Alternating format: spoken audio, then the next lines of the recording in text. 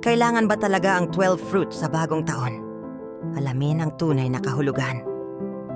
Kailangan ba talagang 12 fruits pagpasok ng bagong taon? Hindi ito required. Isa lamang itong pamahiin at tradisyon na ipinapasa sa kultura. Bakit 12 fruits ang uso?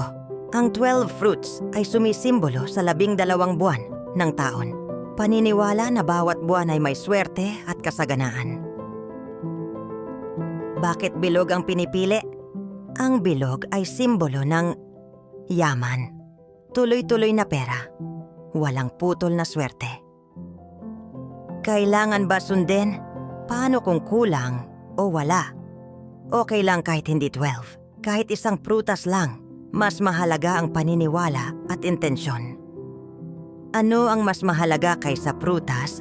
Pasasalamat, positibong mindset, paniniwala sa magandang simula.